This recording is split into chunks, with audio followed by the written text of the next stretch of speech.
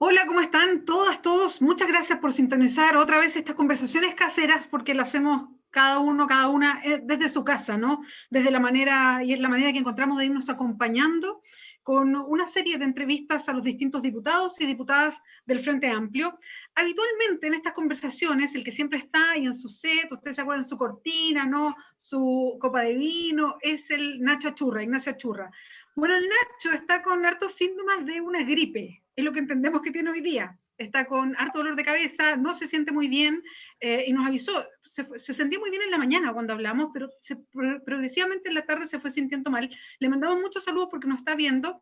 Vamos a seguir muy preocupados por su salud porque es el tema, ¿no? El tema y de eso vamos a estar conversando con nuestro entrevistado acompañante de esta conversación estelar de hoy día es el diputado de Revolución Democrática, parte del Frente Amplio, obviamente, Pablo Vidal. Diputado, ¿cómo está? Muchas gracias por acompañarnos hoy día. ¿Cómo estás? Hola Bea, ¿cómo estás? Muchas gracias por la invitación. La verdad, bien, un poquito cansado, vengo llegando recién de Valparaíso. Contaba antes de que estuviéramos en vivo, yo llego a la casa y mi señora me manda directo a la ducha para poder después saludar a los niños, a la familia, entonces tuve que entrar corriendo.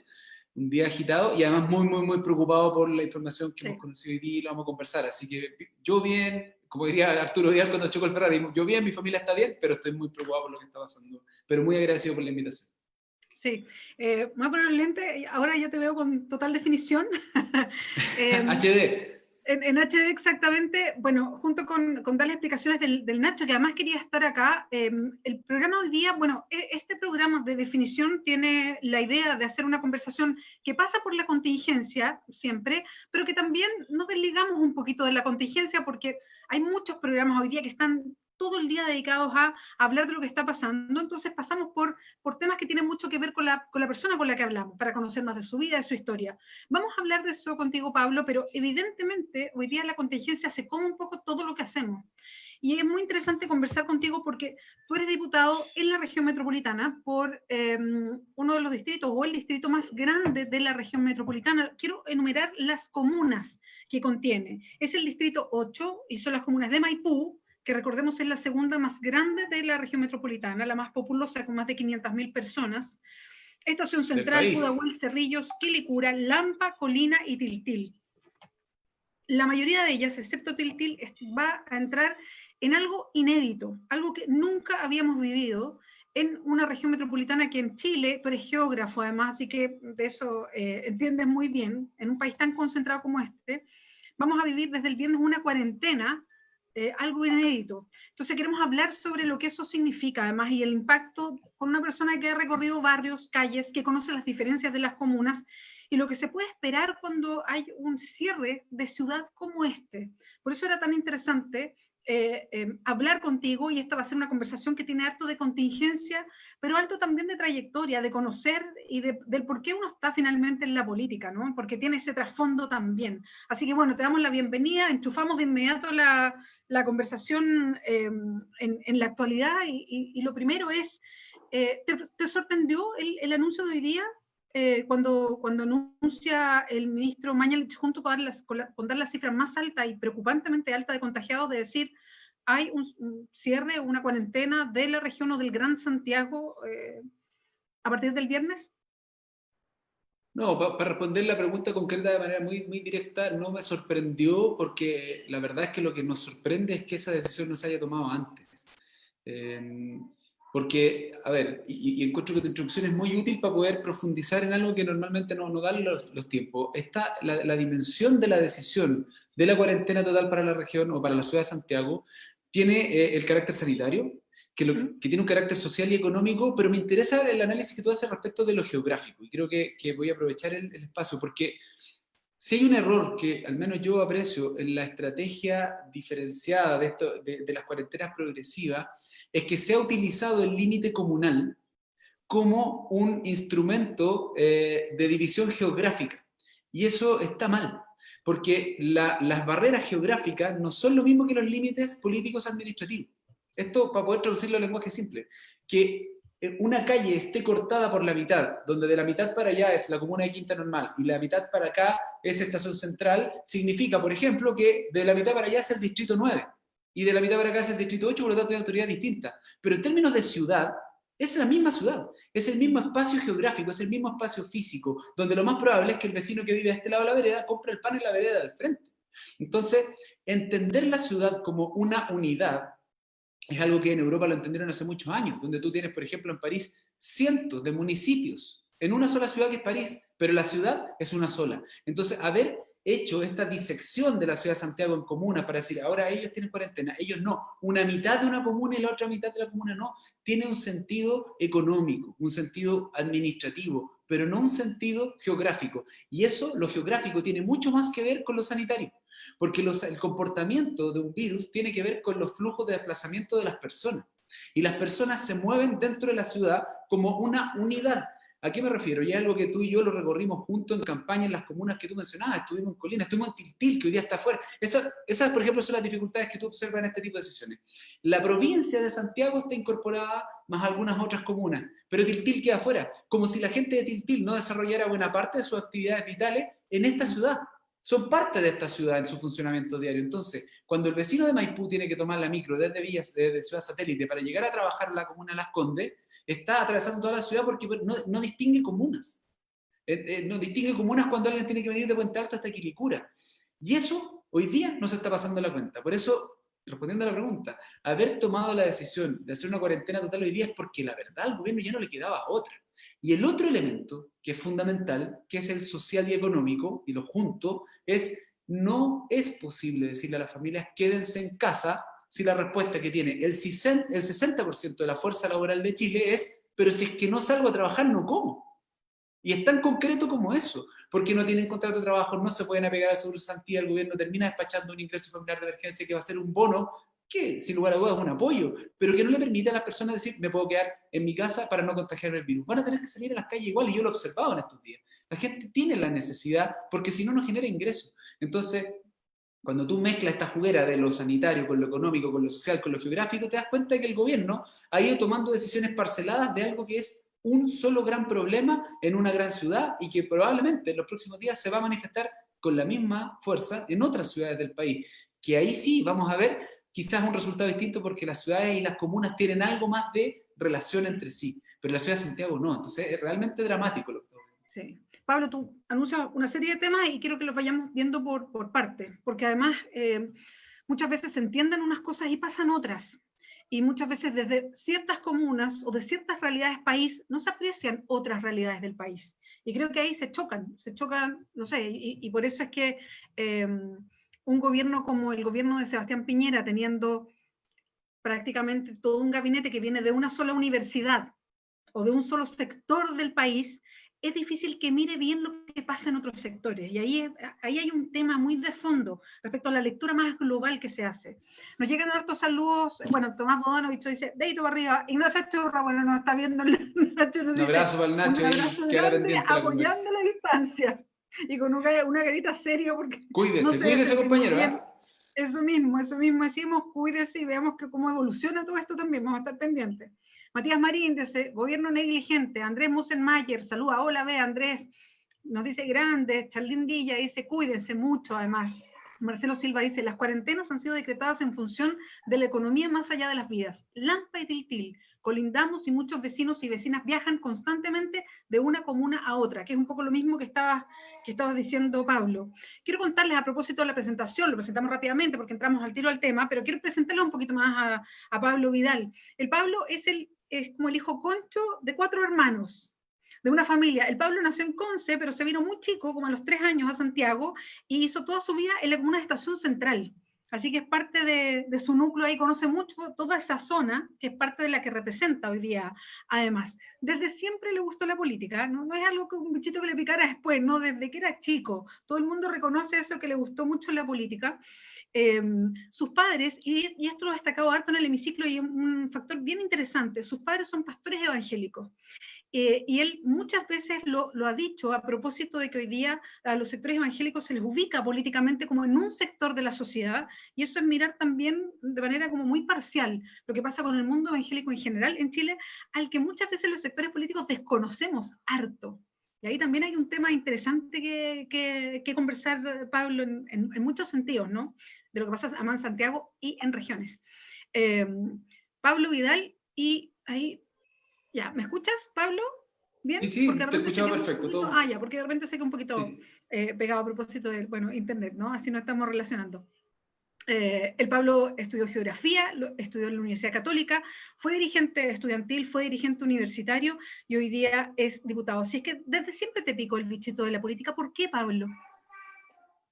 Mira, voy a contar la firma así, porque además muy entretenida la historia. Mi papá es pastor evangélico, como tú contabas, y allandista. Por lo tanto, no es en teórico cuando yo digo esto de que, ojo, hay mucha diversidad en el mundo evangélico. Yo crecí con mi papá en la iglesia, hablándome de Dios, leyéndome la Biblia, y en la casa, leyéndome los discursos de Allende, poniéndolos en una grabación. Esa es como mi aproximación a la vida en sociedad. Fue siempre muy marcada por una mirada muy socialista, muy de izquierda, muy de comunidad, y por otro lado con ese Cristo que sacó a palo a los mercaderes del templo y que ponía el amor al prójimo como a sí mismo, como eje central del mensaje de la palabra de Dios. Entonces, a mí cuando observo a José Antonio Cast, a Bolsonaro, a Trump, utilizar la mirada evangélica como si fuera de derecha, me parece que es de una barcedad absoluta. Probablemente y aquí voy a hacer una herejía, quizás, pero si Cristo estuviera vivo habría votado por el Frente Amplio, no habría votado por José Antonio Cast. No tengo ninguna duda de aquello. Y porque él siempre estuvo por los pobres, estuvo por los pecadores. Y yo lo que sí quiero decir es, muchas veces se condena a cierto mundo evangélico desde la izquierda porque tienen una mirada más conservadora respecto de ciertos aspectos de la vida. Y eso es indiscutible. No es unánime, pero sí es cierto que es mayoritario en el mundo evangélico un rechazo al aborto o un rechazo al matrimonio igualitario. Eso es mayoritario en el mundo evangélico. Pero, vea, tú lo sabes perfectamente, en el Frente Amplio también tenemos diferencia en algunas materias. Solo que digo es, ok, ahí tenemos una diferencia. Pero si empezamos a hablar respecto de la concepción de educación, del trabajo, de la salud, de la vida en comunidad, de cómo han recibido las comunidades evangélicas a la población migrante que ha llegado a Chile, hay hartas coincidencias. Entonces yo trataría de abordar el diálogo con esas comunidades de fe desde aquellas cosas que nos unen y trabajar en conjunto por aquellos bienes comunes en los cuales podemos construir juntos y no estigmatizarlos, porque ahí creo que cometemos un error.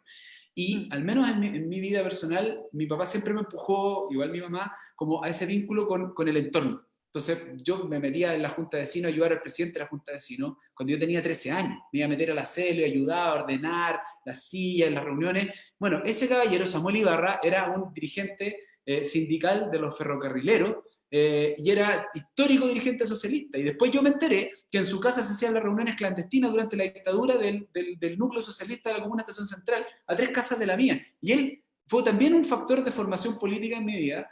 Entonces, como que para mí fue natural ir en el colegio, en la universidad, siempre apostar a los cargos de representación. Y aquí la confesión que nunca he dicho, y en algún momento me hice la pregunta, a lo mejor lo mío es lo religioso. A lo mejor lo mío es como seguir el camino de mi papá. Rápidamente me di cuenta que no iba por ahí. Me gusta mucho pasarlo bien y tengo harto amigos, como que no participo de la iglesia evangélica hace muchos años, más de 10 años. Tengo mucho respeto por ella, pero no soy parte de esa comunidad. Y me di cuenta que la política sí, me movía mucho más. Y he Pero, puesto en el fondo toda mi energía ahí. ¿y crees en Dios? Digamos que es una pregunta difícil. Creo en valores cristianos que me fueron inculcados a mí, que yo observo también en la palabra de Dios, en la Biblia, en la religiosidad. Más diría que la fe es un don. Y no sé si ese don está tan en mí como en otras personas. Quizá el refugiarme en la política me ha permitido ese mandato más familiar de poner tus capacidades al servicio de otros. He permitido que en mi acción diaria pueda estar ahí ese impulso por trabajar por otros, sobre todo por los más necesitados. Podría decirte que esa otra pregunta que tú me haces la dejé como en una cajita ahí más para el espacio íntimo y para adelante. Vale. Pablo, volvamos a los temas de hoy día. Venimos de, y por eso es que lo íbamos a como a diseccionar y tenemos además, y empiezan a llegar, ya harta gente se entusiasma y empieza a hacernos preguntas, así que tranquilos, vamos a ir abordando de todo un poco. Esta semana, parte de lo que se discutió y se está discutiendo en el Congreso y se sigue discutiendo es la plata que se está poniendo sobre la mesa de distintas maneras, pero hay una que es muy sensible, que es la que va directamente a hogares. Y en estas circunstancias, cuando hay cuarentena, cuando a la gente le dicen quédese en su casa, que ese es el mensaje, resulta mucho más relevante por las condiciones distintas que tenemos en cualquier punto del país para efectivamente poder quedarnos en la casa. Y tuvieron que votar en la Cámara, pero lo votó el Senado también, la renta básica de emergencia. Y ahí hubo un tironeo con el gobierno, a propósito de cuánta plata ponía sobre la mesa, lo voy a decir bien en bruto, cuánta plata ponía sobre la mesa para que efectivamente se pudiera, porque este es el link, digamos, para que la gente pudiera quedarse en su casa para hacer la cuarentena, porque ese es el fondo. ¿Qué pasó ahí? ¿Qué es lo que se pedía desde la oposición? ¿Y qué pasó finalmente con lo que se puso sobre la mesa? ¿Y por qué no se puede hacer más? Que es como la pregunta que queda en la calle. ¿Qué pasa con el Parlamento? ¿Por qué no se puede hacer más? A ver, lo primero me gustaría vincularlo con algo que tú dijiste hace un rato que creo que es súper relevante y tiene que ver con las características que tiene el presidente Piñera y su gabinete, que tienen una mirada muy economicista de la realidad, que es además un grupo de personas muy sesgada por su origen. Y eso ha quedado claramente demostrado con el rol que han jugado alcaldes y alcaldesas en distintos lugares del país, y aquí vale la pena decirlo, de manera transversal. O sea, no solo han sido los alcaldes de oposición y de izquierda los que han puesto temas relevantes sobre la mesa, también han sido alcaldes de derecha como el alcalde Codina u otros. Porque en el fondo cuando tú estás en contacto con la realidad, cuando tú la has vivido, como hemos tenido alguna la ocasión de vivirla, esa realidad difícil, o cuando tú de verdad te involucras con esa realidad, es más fácil que nadie saber que 65 lucas no alcanzan. Entonces, cuando tú pones el foco en lo económico, la explicación de por qué, por ejemplo, este monto es decreciente es económicamente razonable. Pero cuando tú pones en el foco lo sanitario, es absurdo. Entonces hay una tensión ahí. Y en esa tensión, creo yo, hubo un esfuerzo por parte de la oposición distinto a lo que habíamos visto antes. Hubo una buena coordinación entre los distintos partidos de oposición, entre las bancadas en la Cámara y en el Senado, donde no solo hubo una unidad en defender una propuesta, sino que además hubo una propuesta. Y la propuesta era súper concreta y tampoco era la panacea. Lo que nosotros decíamos es, si pudiéramos a la gente entregarle un monto que alcance la línea de la pobreza establecida por el propio Ministerio de Desarrollo Social, podríamos decir, están las condiciones para que la gente pueda cubrir sus necesidades más básicas, porque eso debería estar acompañado de otras decisiones legislativas, como por ejemplo, postergación del pago de servicios básicos, postergación de los créditos de consumo, de los créditos estudiantiles, de los créditos hipotecarios. Se les dice a la familia, estas obligaciones, que son una carga tan grande, van a poder esperar y además le vamos a entregar los montos necesarios para que usted pueda estar tranquilo en su casa y alimentar a su familia. El gobierno decide poner 2.000 millones sobre la mesa, 2.000 millones de dólares. Nos dice, esto es lo que yo pongo sobre la mesa para enfrentar la necesidad de aquel 60% de la fuerza laboral que está fuera de la ley de protección del empleo. Es difícil hablar en grandes números porque realmente dice que son 2.000 millones de dólares, pero solo para que hagan la comparación. En el seguro de cesantía hay más de 8.000 millones de dólares ahorrados en el pilar solidario, más 4.000 que estaban en los ahorros individuales de los trabajadores, más 2.000 que puso el gobierno. Imagínate, estamos hablando de 14.000 millones de dólares para el 40% de la fuerza laboral. Y para el 60%, 2.000. No alcanza, o sea, es evidente que no alcanza. Pero luego el gobierno hace algo que es extrañísimo. Solo pone 800 sobre la mesa para estos primeros 3 meses en el ingreso familiar de emergencia. O sea, nosotros dijimos, no. Me cuesta mucho entenderlo. Yo creo que hay mucho de soberbia. Hay una acusación que hizo anoche el diputado Pepe Out en Twitter, que él dice que tiene conocimiento, él garantiza tener conocimiento de que las bancadas de Chile Vamos le exigieron al gobierno no ceder ni un peso a la oposición. Si eso es cierto, estamos hablando de que hay gente que probablemente va a morir porque tuvo que salir a buscar sustento porque el Chile Vamos privilegió una pelea política con las bancadas de oposición. Porque mira, nosotros decíamos cosas simples, ya, si no se puede llegar a ese monto, un poco más, al menos la línea de extrema pobreza. Si no se puede llegar, al menos que no decrezca durante los 3 meses. Por último, que sea por 4 meses. Bueno, que se acompañe a un programa. Dimos tantas alternativas y ¿sabes qué? En todas las propuestas que hicimos nos dijeron no. Y está el registro, está la entrevista del ministro Briones este domingo en Mesa Central, dijo no, ni un solo peso más. Entonces, ¿qué es lo que ellos nos responden? La crisis va a durar mucho más tiempo del que pensábamos. ¿Estamos de acuerdo? Probablemente esos 1.200 millones va a haber que gastarlo igual, obviamente. Pero ¿por qué quieren gastarlos en el mes 4, 5 y 6 y no ahora que tenemos a la ciudad de Santiago de verdad en una situación crítica? Es algo que al menos a mí me parece incomprensible, me parece tremendamente peligroso y irresponsable por parte del gobierno, que además hace 3 semanas nos estaba diciendo que estábamos aplanando la curva. Están los gráficos de Piñera diciendo que a la 9ª semana estábamos aplanando la curva. Sí, está espera la un nueva poquito, Pablo, normalidad, el retorno seguro. que yo ya quiero entrar a ese análisis un poquito más fino de las señales que se dieron hace unas semanas, del rezago de la información también, porque yo creo que hay hartas cuestiones como para ir analizando, pero quiero tomarlas como bien diseccionadas, digamos, Dale. para ir entendiendo todo esto, porque no necesariamente, y de repente nos pasa que lo que sucede dentro del Congreso se entiende afuera. No todo permea hacia afuera. Esta discusión en detalle no siempre se entiende hacia afuera. Entonces, ahora, algo que decías tú recién sobre esto de los parlamentarios o parlamentarias de Chile Vamos, bueno, creo que hay un antecedente por lo menos, que es una declaración muy impactante, muy brutal, de una diputada de la UDI, de la diputada Hoffman, cuando ella lo dice, y lo dice en un canal de televisión, lo dice en un programa abiertamente, cuando le preguntan, ella como que lo dice pero con todas sus letras, ella dice, no hay que dar ni un peso más, y lo reconoce así. Y es muy brutal como lo señalan, porque, y aquí quiero entrar a un detalle, porque, a ver, puede parecer de perogrullo, pero muchas veces nos pasa en Chile que de tanto que se repiten ciertas cosas, o de tanto que hay ciertas frases hechas, se nos van como quedando en la cabeza ciertas ideas que no son reales. Entonces, en los últimos, creo que he visto muchas de las lecturas de prensa o de los puntos de prensa que hace el ministro Mañalich en las mañanas, que lo hacen por alrededor de las 10, 11 de la mañana, y en las últimas semanas, yo diría las últimas 2 semanas, repite casi a diario a la gente que por favor se quede en su casa, que por favor se quede en su casa, como si el quedarse en la casa fuera solamente una decisión personal, como si fuera, yo voy a quedar en mi casa, no voy a salir porque no quiero, voy a dejar de ir a tomar el sol o ir a dar una vuelta, ¿no?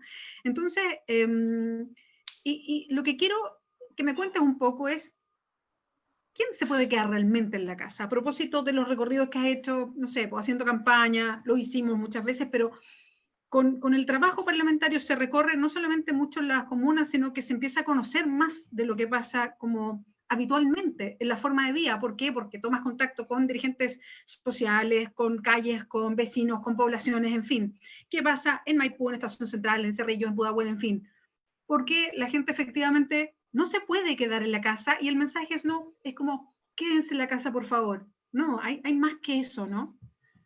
Mucho más que eso, es bien cierto lo que dices tú, porque el quédate en casa es una recomendación abstracta, porque supone ciertas condiciones vitales que se cumplen en un porcentaje muy bajo de la población. Por ejemplo, que tú te puedes quedar en tu casa con cierto nivel de confort, donde, por ejemplo, quien tiene un trabajo que puede desarrollarse de manera remota, tiene un dispositivo, tiene un computador con una buena conexión a internet y un espacio físico, un escritorio, un lugar donde sentarse tranquilo, mientras los niños o los jóvenes que vienen a esa casa, que necesitan estudiar, también tienen otro computador donde se pueden conectar y donde, o sea, esas condiciones las tienen muy pocas familias.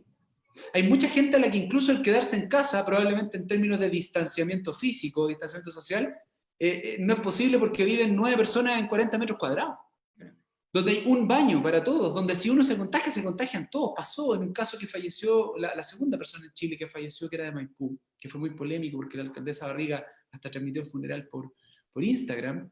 Eran 6 personas las que vivían en la casa y a las otras 5 personas que no le habían hecho el examen, 4 tenían los síntomas.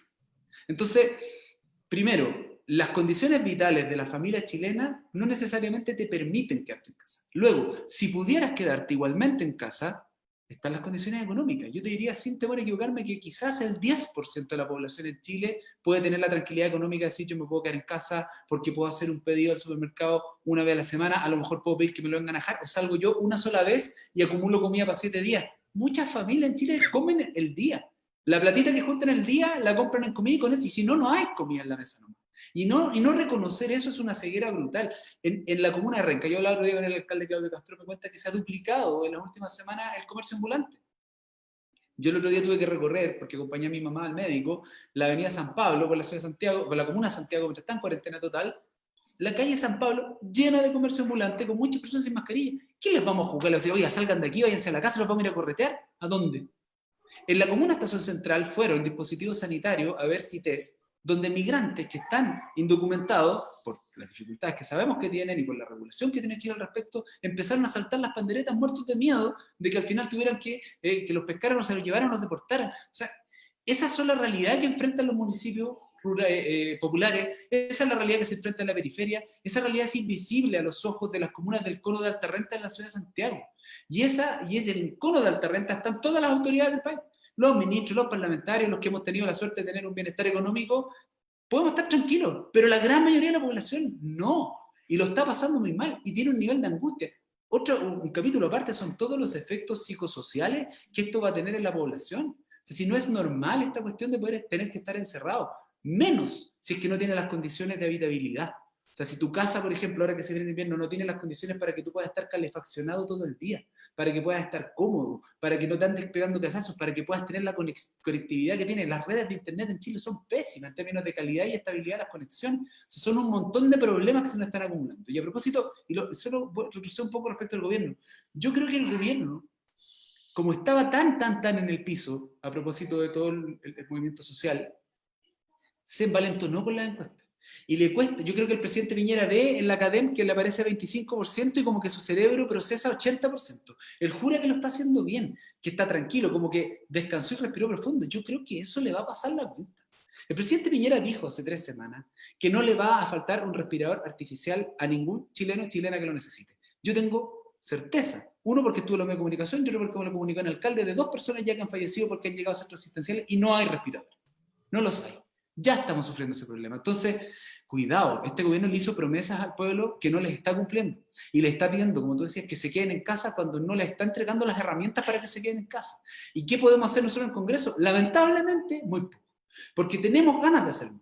Y la oposición de repente se nos desordena. Pero incluso en este esfuerzo de la renta básica, que estoy muy ordenado, tenemos una restricción estructural. Y enhorabuena al proceso constituyente.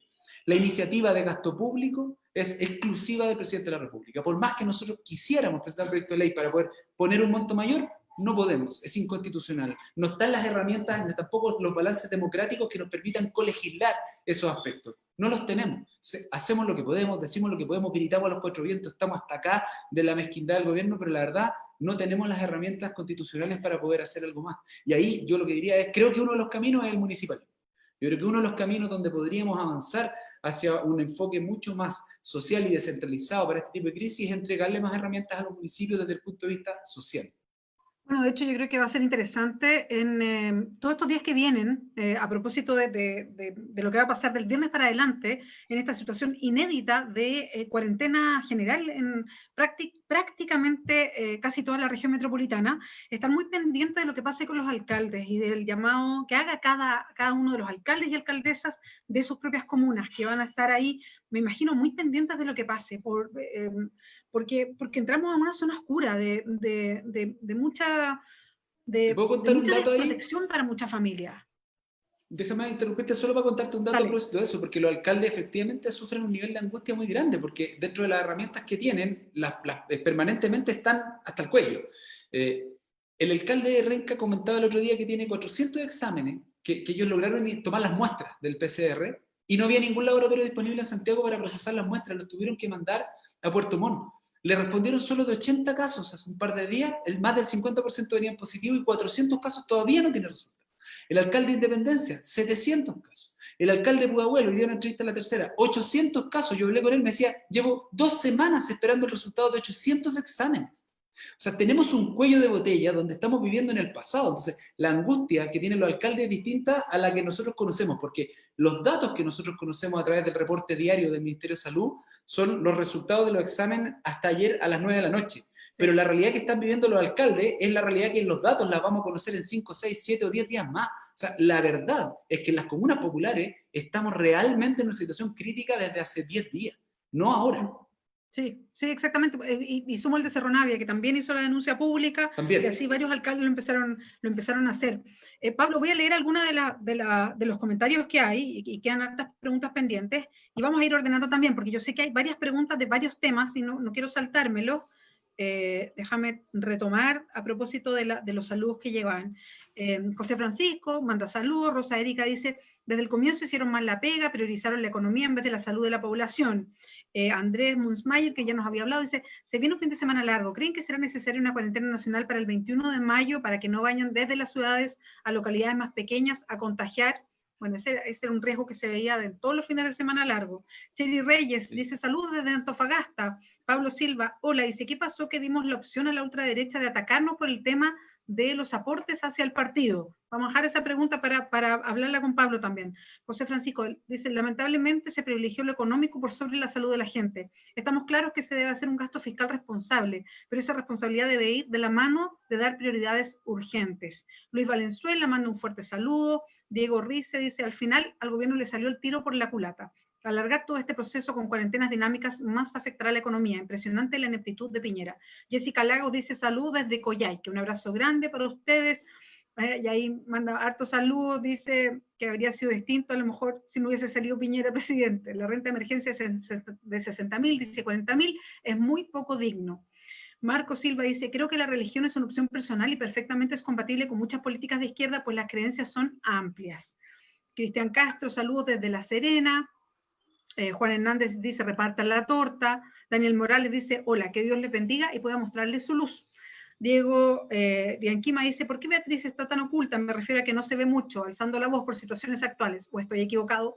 Marcelo Silva dice, al final todo el crecimiento económico del país, del cual tanto nos hablaron, no sirve de nada. Si en momentos como este no son capaces de ayudar realmente a la gente. Flavia Álvarez dice, hola, el gobierno no le interesa a la gente, pobre, es una vergüenza. Pablo Fuyú dice, Pablo, ¿tienes el desglose de ese dato sobre el seguro de cesantía? El que dabas antes, que Sí, lo tenemos. me pareció interesante. Cristian Castro dice, ¿se puede acusar a este gobierno nefasto, acusar constitucionalmente por la forma inhumana en que ha estado este gobierno? Por favor, señor diputado Vidal, dice, colóquese del lado de su pueblo, apoya, defienda a su pueblo. Bueno, hemos ido por ese camino y ya sabemos Richard Lara dice, lamentablemente tenemos un empresario de presidente solo de lo económico, no las personas. Para la próxima la gente tiene que salir a votar y no quedarse echado en la casa. Saludos. Pablo, te tengo fe, dice Fernando Enríquez. ¿Esto lo leen o es solo una conversación? Ahí lo estamos leyendo. Justo. Se agrega a la discusión, hay algunas preguntas que quedan pendientes. Gracias a todos que hacen su pregunta, mandan su reclamo y también su saludo. Muchas gracias por estar pendientes y estar agregando. Y yo sé además que muchos se discuten entre ellos, así que se genera una comunidad de discusión y siempre es muy agradable además sacar un poco lo que uno tiene adentro en momentos como este. Hay varios que lo decían a propósito de este tema de lo sanitario y lo económico, que siempre se despierta frente a un país como este. Yo diría que no es solamente el gobierno de Sebastián Piñera, sino un país que se ha desarrollado casi como con lenguaje económico permanentemente, y se le asocia a lo social, a lo cultural, a lo que nos pasa, en general está en clave económica. Yo te quería preguntar por algo que tocamos, pero lo quiero ver en separado. Y teniendo en cuenta que todas las cifras que vemos, esto es bien engañoso, porque todo lo que estamos viendo de cifras de contagios hoy día parten antes. Entonces yo leí un artículo muy interesante que hablaba que esto era como un tren de carga que hay que frenar. Todo lo que vivimos hoy día es un efecto de lo que se tomó hace 3 semanas, porque uno se contagia y vive el proceso 3 semanas o 2 semanas después. Entonces hay que tenerlo muy presente a la hora de tomar las decisiones, en fin. Entonces, tú lo mencionaste, Pablo, y te quiero preguntar por eso. ¿Cómo entendemos cuando el ministro, la subsecretaria, el mismo presidente habló y yo ya me pierdo un poco la semana, hace 2 semanas o 3 semanas de nueva normalidad? Después hablaron de retorno seguro. Se empezaron a abrir los centros comerciales. El ministro llegó a decir que había sido un error cerrar los colegios. En algún momento la subsecretaria dijo que podíamos irnos a tomar un café con mascarilla y guardando las distancias. Era como que los funcionarios públicos volvieran a trabajar, los más jóvenes, en fin. O sea, dieron una sensación que hasta uno lo pensaba, a lo mejor en realidad esto está pasando, o sea, como de que estábamos como superando algo. Y hoy día pasa esto otro. Y pese a que se le pregunta una y otra vez al ministro, él como esquiva un poco esa respuesta. ¿Qué pasó ahí? Hay un fracaso de mirar una cierta manera, de decir, mira, lo trabajamos así o ya lo logramos. ¿Qué es lo que pasó acá? O sea, de verdad aquí fueron tan ciegos de mirar, pese a que todas las indicaciones, uno lee todo lo que dicen los especialistas, ¿no? La Sociedad de Epidemiología, el mismo colegio médico, que había como alertas, así como, no hay que relajarse, esto no ha terminado, viene más urgente. Entonces, ¿qué es lo que pasa aquí? A ver, yo voy a tratar de ser lo más objetivo posible. Otro día también lo conversábamos con gente del colegio médico. Hay una tentación natural de uno quizás encontrar que uno lo ha hecho todo mal. A mí me gusta tratar de entender el porqué de las decisiones que toman, porque también es un aprendizaje para nosotros. Yo creo que la primera fase de la crisis o de la catástrofe, a propósito como de la declaración del estado de catástrofe, fue muy mal manejada por el gobierno. Fue muy centralizada, encerrado entre cuatro paredes, el presidente, su ministro de Salud, tomando decisiones que se tuvieron que arrepentir en pocos días. O sea, ¿te acuerdas que al principio decían no es necesario suspender las clases? Mañalich llegó a decir, no hay lugar más seguro para los niños que estar en el colegio. Pero fueron los alcaldes de derecha incluso, Carter, el primero, el que le dijo, no, yo suspendo las clases. Y en una especie de efecto dominó, en pocas horas, todos los municipios se habían sumado y finalmente el gobierno tiene que declarar la suspensión de clases. El colegio médico dio un montón de recomendaciones, el consejo de expertos, otras recomendaciones y no pasaba nada. Y en algún momento, y hay una fase 2, el gobierno entiende que tiene que incorporar a otros actores en la conversación y en ciertos aspectos lo hace. Hace esta mesa social que los propios miembros de la mesa han reconocido, ha tenido momentos donde se siente más escuchado, momentos menos escuchado, pero hay un diálogo. Y ese diálogo le permitió al gobierno tomar mejores decisiones. Diría, esa fase 2 de la crisis fue mejor manejada. Fueron mejor manejadas durante algún momento estas cuarentenas en el barrio alto, pero se alargó esa etapa. Se alargó en el tiempo desde el punto de vista epidemiológico, se generó, o sea, como tú lo dijiste muy bien, cada dato que conocemos en el reporte del Ministerio de Salud es una especie de fotografía de lo que ocurrió hace 2 o 3 semanas. Entonces, cuando tú miras, ahora puedes hacer una evaluación de lo que fue, por ejemplo, la cuarentena total al comienzo, en el cono alto de alta renta de la ciudad de Santiago, hubo un efecto en la disminución de los contagios a las 2 o 3 semanas y hoy día aparece de nuevo de vuelta. O sea, hay un efecto en lo epidemiológico a partir de las decisiones sanitarias. Pero lamentablemente se estiró demasiado el elástico, en mi opinión, porque de nuevo el gobierno se vuelve a encerrar en sus propias seguridades, en sus propias convicciones y no dialoga. Por ejemplo, era absurdo para todo el mundo la posibilidad siquiera de volver a clase el 27 de abril. Todavía, hasta el día de hoy, no existe una mesa de educación donde esté el colegio de profesores, donde estén los sostenedores, donde estén los municipios, donde estén los apoderados, la representación de los estudiantes, para poder primero pensar cómo vamos a enfrentar este año estudiantil. O sea, el gobierno anuncia que va a ser el SIMS y no va a tener ningún efecto práctico. O sea, va a gastar 18.000 millones de pesos en una evaluación que todos sabemos no va a servir de nada. ¿Para qué? Todos los expertos están diciendo, no lo hagan, háganlo el próximo año. Entonces, esa ceguera en la que el gobierno como que se autoconvence, normalmente le ha pasado, ha tenido que retroceder cuando incorpora a otros actores. Entonces, ¿qué es lo que yo he hecho de menos? Humildad. Humildad. Y aquí voy a ser muy justo. Humildad por parte del gobierno y también de parte de nosotros. O sea, el gobierno tiene una autoridad y tiene una capacidad y un acceso a información que de una manera muy soberbia no ha puesto a disposición de todos los actores que podrían colaborar. Y nosotros vamos a tener que tener la humildad, si es que el gobierno tiene un cambio de actitud, de colaborar. Si es que al final, alguien lo decía en una de las preguntas y me gustaría plantearlo, dice que el gobierno fracasa en su estrategia. Si aquí el costo no lo termina pagando Piñera, lo están pagando las personas que se están contagiando, las personas que se están muriendo. Por lo tanto, si hay un desafío que de verdad demanda unidad hoy día, es enfrentar esta pandemia. ¿Cierto? Aquí no va a discriminar en términos de sectores políticos. De la única forma en que va a discriminar es en términos socioeconómicos. A los pobres esto le va a pegar mucho más duro que a los ricos. Igual que siempre todos estos problemas. Siempre los pobres lo pasan peor. Por lo tanto, si el gobierno cambia actitud, cambia esa soberbia, si el presidente Piñera se deja esa ansiedad, ese querer anunciar que él solucionó las cosas, si esto no depende de él. Esto depende de los médicos, de los paramédicos, de la posibilidad de que las familias se puedan... Depende de todo un país que pueda actuar en unidad de acción. El otro día veíamos un video de la oposición portuguesa que decía nos ponemos completamente a disposición del gobierno para colaborar. Y me decían, ¿pero por qué ustedes no son así? Bueno, porque ustedes no son como el gobierno portugués. O sea, el gobierno portugués ha tomado acciones de otro tipo. Entonces, si uno tuviera un gobierno claro, que conduce, que pone sobre la mesa primero la prioridad de rescatar vidas, de ayudar a las familias más desfavorecidas, ayudar a la clase media está totalmente abandonada, no recibe ningún beneficio, no va a recibir el IFE. Y están angustiados porque también viven al día, solo que tienen una capacidad de ingreso mayor, pero también están más endeudados. Para ellos no hay nada. Entonces, si el gobierno se abre a entender eso, nosotros tenemos que colaborar, pero el tema es que da rabia, no dan ni ganas de ayudar a un gobierno que es incapaz de tener estas conversaciones. Es dramático. O sea, aquí voy a contar algo que lo he dicho en otras partes, pero lo voy a contar con más claridad. 4 días antes de que el presidente Piñera anunciara el ingreso familiar de emergencia, yo hablé con un ministro a nombre del Frente Amplio y le pedí una reunión para poder presentarle nuestra propuesta de renta básica. Y la respuesta fue no, el presidente Piñera lo quiere anunciar él, conversemos después. Le dije, conversémoslo antes.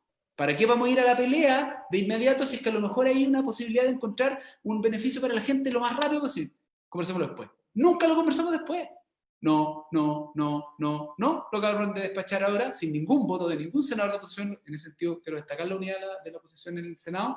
Lo aprobaron lo que ellos quisieron. Se saltaron todos los mecanismos democráticos que tiene el Congreso como para poder mejorar un proyecto de ley. No, sacaron lo que ellos querían. No ha habido de parte del gobierno disposición a dialogar, y creo que es fundamental para poder enfrentar una crisis tan compleja como esta, que además va a tener secuelas en el largo plazo. Y ahí, a propósito de mi biografía que tú comentabas, cuando mis papás se vienen a vivir de Concepción a Santiago en el contexto de la crisis económica de los años 80, donde mis papás lo perdieron todo, como muchas familias en Chile en ese momento del país. Probablemente la crisis económica que vamos a vivir ahora es muy parecida a esa, si es que no peor. De verdad, los próximos gobiernos van a terminar pagando la deuda de vidas, la deuda social, la deuda económica de las decisiones que tomemos ahora. Esto requiere una acción concertada del país, de una política de Estado, no de gobierno. Y el presidente Piñera está absolutamente obsesionado en sacar adelante su gobierno. Eso nos va a pasar la cuenta.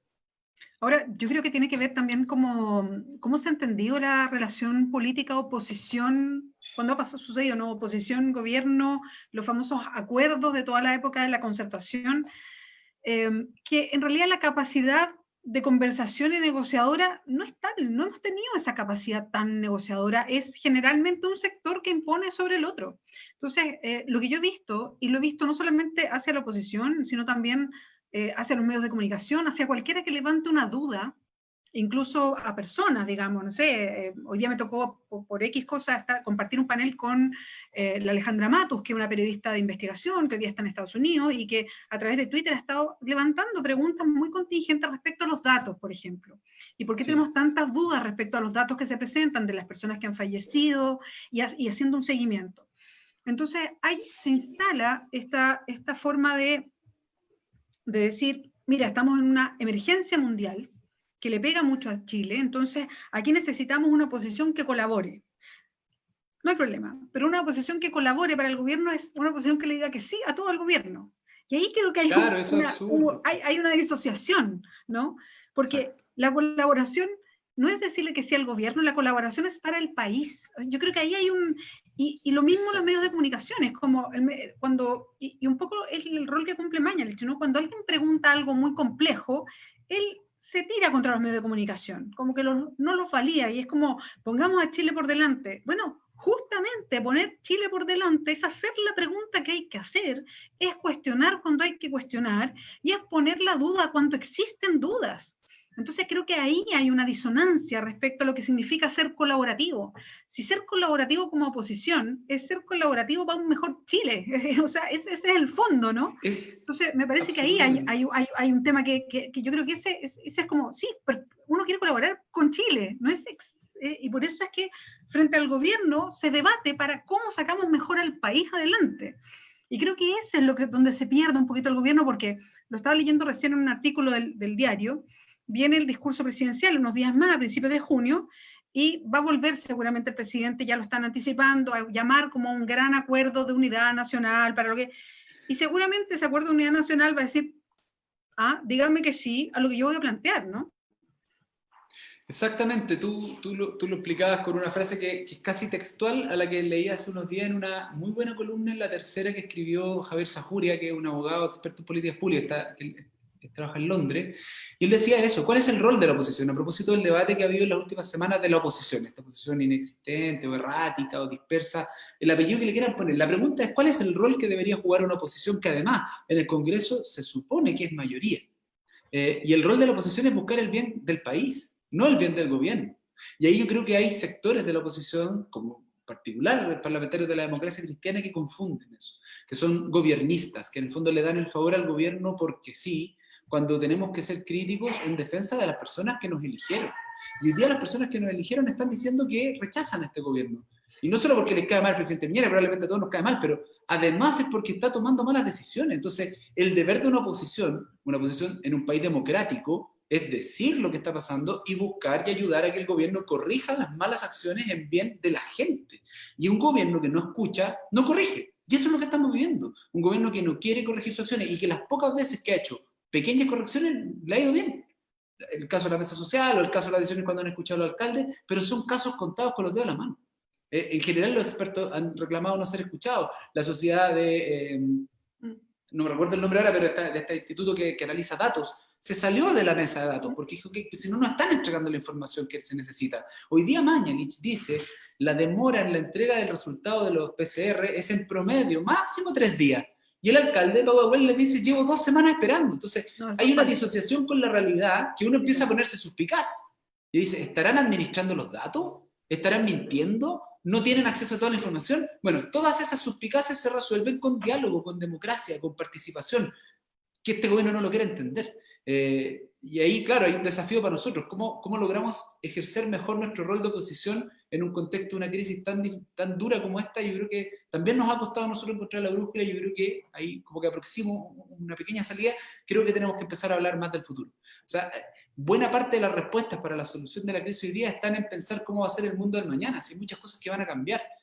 Ahí recomiendo una entrevista a Byung-Chul Han hoy día, está en EMOL, está en español, está muy buena, porque él hace reflexiones respecto de cómo se comportan los gobiernos liberales de Occidente respecto de cómo se han comportado los gobiernos asiáticos, y cómo esos estados han abordado esta crisis de manera distinta, y cómo algunas de esas cosas se podrían imitar o no.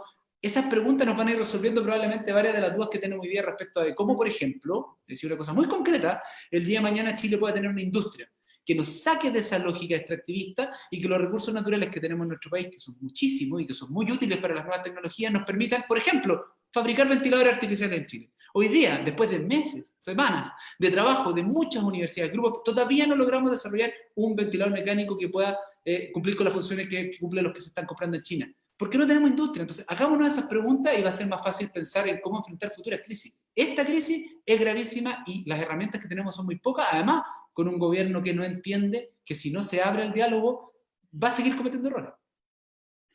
Pablo, ¿cómo va a seguir el trabajo de varios hacían mención a la política, a los políticos, en fin, pero ¿cómo va a seguir en la práctica la pega del trabajo parlamentario de ustedes en vista a todas las medidas sanitarias? Y me acuerdo que en varios programas la gente ha preguntado, ¿siguen yendo al Congreso? ¿No siguen yendo al Congreso?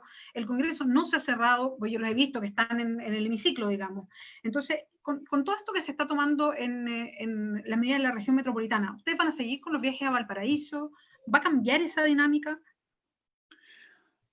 Mira, ahí se implementó un acuerdo para poder tener un funcionamiento semipresencial, donde de base todos los parlamentarios que viven en las regiones que están desde Atacama hacia el norte y desde la Araucanía hacia el sur, dado que no hay vuelos, puedan conectarse de manera telemática tanto a las comisiones como a las sesiones de sala, si es que no tienen la posibilidad de llegar a la ciudad de Valparaíso. Además, esa misma posibilidad se le entregó a los parlamentarios que tienen 65 años o más y a los parlamentarios que tengan condiciones de salud de base que pudiera ser un riesgo mayor para ellos en el caso de contagiarse. Además, en algunas sesiones, si es que hay acuerdo de 2/3 de los parlamentarios, se podría sesionar telemáticamente incluso para aquellos como yo, por ejemplo, que no cumplo con ninguna de esas condiciones, porque soy de Santiago, tengo menos de 65 años, no tengo ninguna enfermedad de base, también podría haber sesión telemática. Probablemente la próxima semana, dada esta cuarentena generalizada de la región metropolitana y en muchas otras ciudades del país, va a existir esa alternativa. Ahí yo te confieso que yo soy un poquito más tradicionalista quizás. Yo creo que el ejercicio para el legislativo y parlamentario se ejecuta también en un espacio físico. Al menos yo he ido al Congreso a todas las sesiones que han habido en todo este periodo y en general mi impresión es que quienes podamos hacerlo deberíamos hacerlo. Ahora, es difícil pensar en el futuro porque si la cosa se complica a lo mejor es exponer a los trabajadores del Congreso. A mí lo único que parece ahí central es el Congreso no puede dejar de funcionar ni un solo minuto, tanto porque es un equilibrio democrático para el ejercicio que hace el Poder Ejecutivo a través del gobierno, y por otra parte porque tenemos que atender a las urgencias legislativas para enfrentar la crisis. En la medida en que al menos yo pueda estar en Valparaíso, yo prefiero estar, yo prefiero ir, aunque mi señora me reta y me dice, pero ¿qué ataca encerrado? pero yo siento que así como hay muchos trabajadores de los medios de comunicación, de los recolectores de basura, la gente que trabaja en supermercados, en farmacias, está saliendo a trabajar igual y son actividades esenciales. Yo creo que ahí yo prefiero exponerme yo para ayudar a que otros no se tengan que exponer y no es como, no es que me crea superior, yo creo que me puedo enfermar mañana y no sé cuáles serían las consecuencias, pero creo que la responsabilidad que nos cabe, sin lugar a dudas, es que no dejemos de hacer la pega. Aunque a mí mi pulsión natural es estar ahí donde las papas queman. Voy a leer más de lo una que cosa, la lata es que no nos permiten ir a hacer trabajo distrital, y que es lo que a mí, y tú lo sabes, hemos recorrido juntos en montones de ocasiones, me encanta poder estar en contacto con la gente, porque uno se empapa también de la realidad y llega con más claridad de repente frente a los debates legislativos. En esta semana eso no lo vamos a hacer porque sería irresponsable. Imagínate ir a visitar un club de adulto mayor, yo no sé si estoy contagiado, soy asintomático y unos viejitos, no, ese cuidado lo vamos a tener, vamos a evitar ese contacto porque no queremos exponer a otras personas, distinto a lo del Congreso. Voy a leer, Pablo, otros mensajes que llegan. Fernando Echeverría dice, los 80 millones que el gobierno dijo que pondría para que los municipios entreguen apoyo a los más vulnerables, si se entregan al 40% son 10.000 por persona, haciendo ese cálculo. Rodrigo Arellano dice, la oposición necesita un líder. ¿Quién podría ser? Luis Torres dice, esta pandemia solo hizo evidenciar la pobreza en que viven muchas familias en Chile. Nos manda saludos chilotes. Fernando Cornejo dice, Pablo, fui a cobrar mi seguro de cesantía y no me dejan cobrarlo, ya que cobré hace 11 meses y no me dejan cobrar nuevamente, ya que no tengo 12 meses con cotizaciones. Ese caso, no. Si tiene 3 cotizaciones continuas o 2 en los últimos meses, tiene derecho a acceder al beneficio. Así que hay que nos escriba directamente a las redes sociales mías y lo orientamos. Fernando, si estás escuchando, ahí porque los pueden orientar a propósito de eso, porque parece que no es correcto lo que te dicen. Paco López dice saludos desde Los Ángeles, a los dos renuncia Piñera. Pablito, acuérdense de la clase media, porfa. Y sí, eso es una constante a propósito de los montos, que también es un tema de discusión siempre, ¿no? Que esto esté siempre focalizado, y focalizado muy, muy, muy acotadamente cuando esto está afectando a un círculo, una capa muy grande de la sociedad chilena. Y Matías Muñoz dice, la ex candidata y el futuro candidato, Eva. Matías Marín manda saludos, Roberto Andrade, saludos Bea, desde Conce, Fuerza Chile, mira qué bonito, Luciano Salgado, grande Bea, grande Pablo, Ángelo Trujillo dice, sumen, no resten, es hora de un cambio de actitud, solo hay un Chile, la crítica es para después que pase esta pandemia, y después se sacan los ojos, con esa actitud solo se busca más odio. Luis Torres, bueno, estábamos hablando un poquito de eso, Ángelo, o sea, a propósito de lo que significa estar en la oposición y como cuál es la dirección que se toma. Luis Torres dice, evidenciar la realidad de Chile no es buscar el odio, y le está respondiendo, parece, a la persona que comentaba antes. Eduardo Díaz dice, pero Beatriz Sánchez, le quiero preguntar algo, ¿qué se siente ser artífice de que Piñera sea presidente al ser tan ambigua en las elecciones pasadas? Quizás con los otros no estaríamos mejor, pero con los otros me imagino que sería Alejandro Guille, pero no tendríamos este gobierno nefasto a cargo de una pandemia que solo se han equivocado, no daba lo mismo quien gobernara. Y bueno, a mí me pasa, Eduardo, que hay gente que en la calle también me dice, podrían ustedes haber hecho esto, debe ser más claro. Y bueno, cosas de decisiones colectivas además que se toman, que son importantes. Ana Cares, perdón, se me perdió la Ana, espérame, Ana, voy para allá. Para leer todos los que... Ahí está. Y tanto que se demoran con la ayuda para la gente. Ahora, toda la región en cuarentena no tienen algunas familias ni siquiera para comer. Eso lo encuentro muy mal. Pobres personas y niños. Es terrible. Los demás, la gente de menos recursos. Rubén es terrible, perdona, esa en particular, el dilema terrible es decirle a la gente, quédate en tu casa y te entrego un monto que no te alcanza. Es casi que la gente se transforma como un prisionero. Es realmente dramático lo que dice Ana, es muy cierto. Sí, y es como, yo me imagino, a propósito de lo mismo que dice Ana, está como mirando desde la casa, como la versión por la tele de lo que pasa con tu propio futuro. Y como la rabia que se debe sentir cuando otras personas de otras realidades están definiendo lo que a ti te pasa, sin entender muchas, haciendo declaraciones y muchas veces sin entender mucho qué te pasa a ti. Y la rabia que eso despierta. Y uno lo nota cuando hace programas en vivo, porque, y a lo que se refiere Ana también súper clara ahí. Rubén dice, ¿de qué sirve hablar de esto? Ahora sí se sabe. Mejor adelantarse y tratar de evitar nuevas malas decisiones. Cristian Miguel dice, toda la razón, Pablo, es la clase media la más perjudicada. Lamentablemente los intereses empresariales son más fuertes que el daño a los más vulnerables. Juan Guillermo dice, ¿y de verdad creían que podíamos ganarle a este virus? Si el virus mayor está en los gobernantes de este país. Y ojo, no lo digo solo por los ineptos que hoy dan la cara en TV, sino de muchos más. político, gobernador, alcalde, así realmente nunca les tuve fe. Y si no han hecho bien la pega, es lógico que sigan en sus trabajos. Por lo menos el weón dice de salud, Mañalich, a mí si no hago bien la pega, me echan. Máximo Neque dice, en regiones también se come y pagan cuentas. Sí, es que lo había leído y nos estaba recordando que en regiones también pasan cosas, lo sabemos, hemos concentrado un poquito la conversación en Santiago. Con cuarentena, dice Maca, podríamos manejarlo mejor, llega muy tarde la cuarentena. Y Beatriz Sangüesa, estamos así porque la cuarentena total en Santiago debió ser en abril y parece que los políticos no estaban todos iguales, una tremenda indiferencia con el pueblo.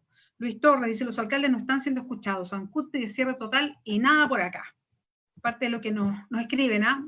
Bueno, muchas gracias a todos y a todas por responderle escribir, a cada uno, pero bueno. Sí, no, pero van englobando cosas y hay algunas que ya hemos ido conversando, porque algunos, claro, van repitiendo ideas.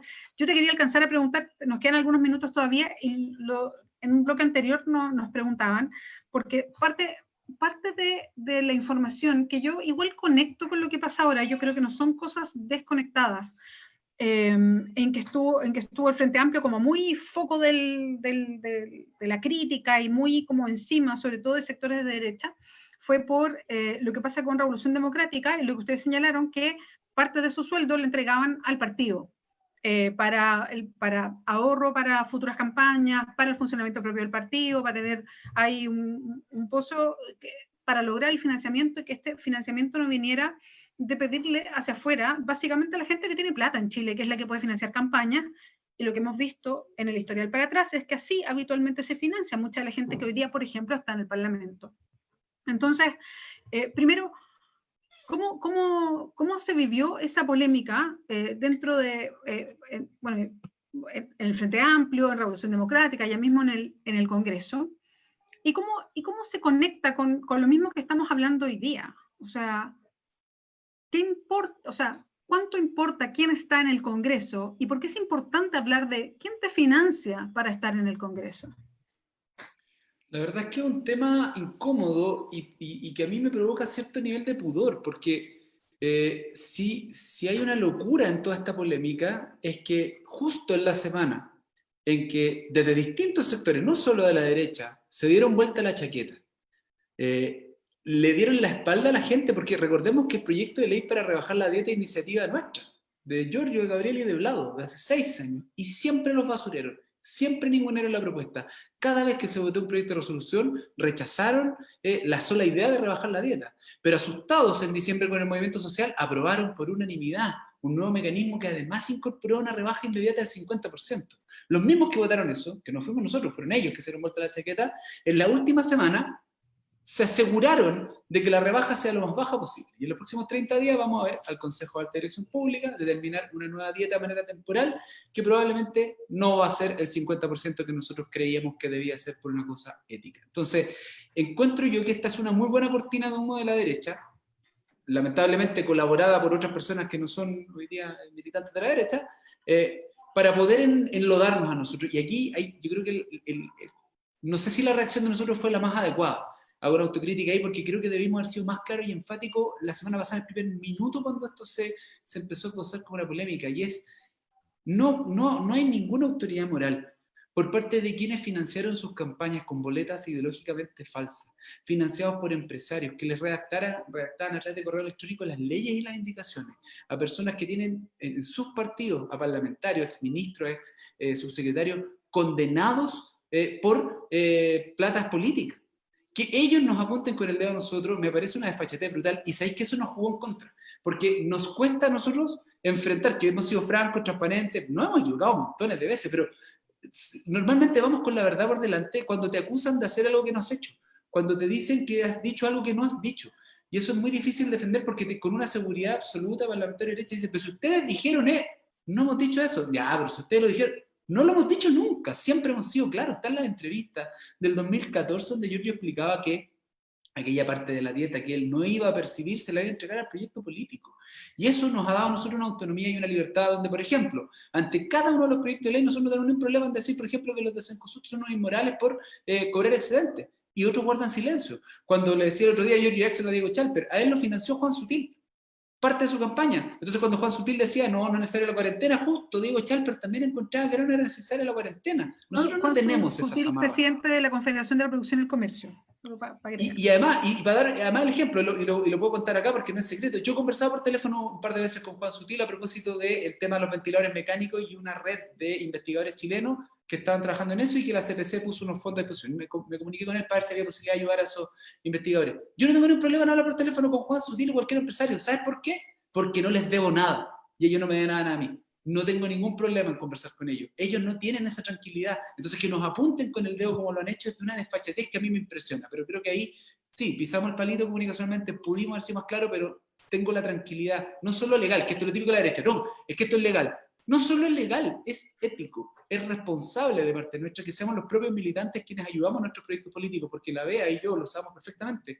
Es carísima la campaña. Enfrentar una campaña es una dificultad económica también. Y ahí nos han ganado en la cancha las elecciones muchas veces porque nuestros dirigentes, nuestros representantes, que son mucho mejores representantes que ellos, no tienen las lucas para poder hacerse conocidos lo suficiente, para poder poner la cantidad de publicidad, entregar la cantidad de papel, o tener los equipos que los apoyen para poder ganar elecciones. Es terrible. ¿Qué sería lo ideal? Un financiamiento público a la política, donde cualquier candidato de cualquier sector tenga el mismo financiamiento, la misma cantidad de publicidad y la gente elija sobre la base de las ideas. Eso no existe.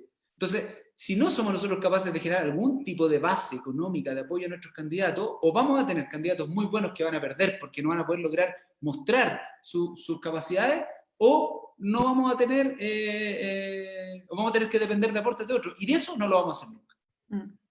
Y lo último, y le pido disculpas a muchas personas que escribieron, porque me escribió mucha gente, no alcanzamos a leer todas las preguntas, comentarios y en fin, y les agradezco, muchas gracias además por aportar, porque es interesante cuando hay harta interacción. Lo leí por ahí, pero después se me pasó que alguien decía, bueno, ¿y cuándo se baja la dieta? Preguntaba, y lo he visto mucho también en redes sociales, porque con todo lo que pasó, justo en la semana de la rebaja de la dieta pasa esto que me dices tú, ¿no? Pero con todo lo que pasó entre lo que se votó en la Cámara, con una iniciativa además que viene del Frente Amplio, y que pasó al Senado, terminó en una ley, y todo el mundo se termina preguntando, bueno, ¿se baja la dieta o no se baja la dieta? Que es el sueldo parlamentario, digamos. Claro, eso es lo que al final la trampa que hicieron en el Senado, ahí en una especie de defensa corporativa respaldada por, insisto, parlamentarios, que en diciembre votaron por unanimidad una rebaja inmediata y que ahora inventan excusas para poder decir que no, que es mejor que esto lo haga un ente externo. Justo un ente externo que es elegido por el Senado y el presidente. O sea, los que los eligieron a ellos, ahora ellos le tienen que fijar el sueldo. Hay un conflicto de interés ahí.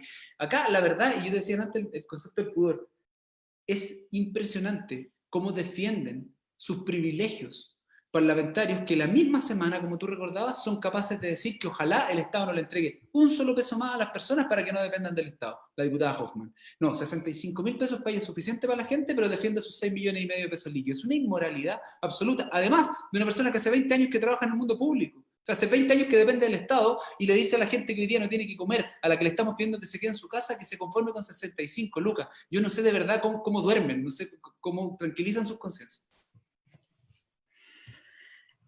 Ya, Pablo, bueno, estamos cumpliendo ya la hora. Muchas gracias por esta conversación. Se nos pasó muy rápido. Además, había muchas cosas de hablar, había muchas cosas de contingencia más, o sea, de la actualidad que conversar. En otras oportunidades nos hemos metido más, más en la trayectoria, así que en otra oportunidad nos meteremos. Igual alcanzamos de tocar algunos aspectos, algunas otras preguntas, igual alcanzamos ahí. Pero es que era interesante saber.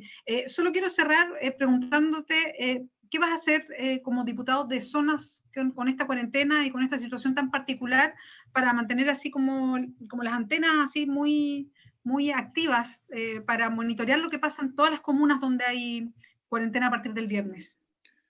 Bueno, el equipo con el que yo trabajo tiene un despliegue territorial permanente en las organizaciones, pero también tenemos una red de contacto. Entonces hemos seguido monitoreando telefónicamente o desde WhatsApp, otra herramienta, a todos los dirigentes con los que trabajamos, y yo además he mantenido un vínculo directo con los alcaldes de las distintas comunas, y ahí no he distinguido color político. He hablado con el alcalde Juan Carrasco, Johnny Carrasco, que son más cercanos a nosotros, pero también he hablado con el alcalde Rodrigo Delgado. Acá lo que importa es proteger a las personas. Entonces hemos tenido ahí una articulación. O sea, te cuento un caso muy puntual. Una vecina oficina, Estación Central, sufrió un ataque sexual hace una semana, y ahí nos coordinamos con el municipio para poder atender a través del departamento social de la municipalidad ese tipo de casos. Por lo tanto, al menos yo mantengo un vínculo muy estrecho con la realidad local de mis comunas, y también estoy hablando con alcaldes. Yo ahí me confieso un diputado muy municipalista. Hablo mucho con los alcaldes, hablo con el alcalde Durán, el alcalde Castro, el alcalde Sadi Melo, la alcaldesa Claudia Pizarro, con todos los alcaldes que puedo de la región metropolitana, estar coordinando, porque yo creo que desde ahí surge mucha más claridad. Entonces, desde esa coordinación, más el trabajo en mi equipo con lo territorial, y además un vínculo muy estrecho, esto nos ha permitido profundizar además el trabajo de las redes sociales. O sea, esto que estás haciendo tú es tremendamente útil cuando vamos leyendo las preguntas que llegan. Nosotros también lo hacemos cuando hacemos nuestros live, que ya te vamos a invitar a ti también, te va a tocar a ti responder preguntas. Lo hacemos también porque nos permite establecer un vínculo. Entonces, al menos invitar a la gente, Pablo Vidal Diputado, en Instagram, en Facebook, en Twitter, tenemos el canal abierto. Yo sigo funcionando en lo legislativo mientras la salud me acompaña, espero que sea todo este proceso, pero también mi equipo, somos un equipo de 6-7 personas que estamos ahí muy, muy preocupados 24/7 de atender todo lo que podamos, y somos súper sinceros: cuando no podemos, no podemos. Decimos, esto está fuera de nuestro alcance, y cuando podemos hacemos lo que está a nuestro alcance para ayudar, orientar o colaborar con los vecinos y vecinas. Estamos muy preocupados.